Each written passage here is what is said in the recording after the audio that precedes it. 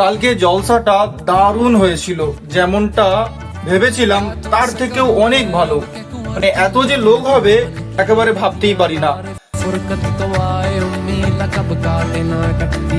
কারিমুল্লাহ যখন স্টেজে ওঠেন তারপর থেকে লোক আসতেই থাকে, মানে অত রাত হয়ে গিয়েছিল তারপর থেকেও মানুষ আসতে থাকে। এবং সারা রাত ধরে কিন্তু চা এবং বিস্কুট খাওয়ার ব্যবস্থা করা হয়েছিল। প্রত্যেকটা মানুষ চা বিস্কুট খেয়েছেন এবং বিরিয়ানি খেয়েছেন, বিরিয়ানি বাড়িতে নিয়ে এসছেন এবং প্রত্যেকটা মানুষ খুবই সুন্দরভাবে জলসাটাকে উপভোগ করেছেন। আর প্যান্ডেল ডেকোরেটর খুবই সুন্দর এবং খুবই সুন্দর পরিবেশের সাথে জলসাটা সমাপ্ত হয়েছে।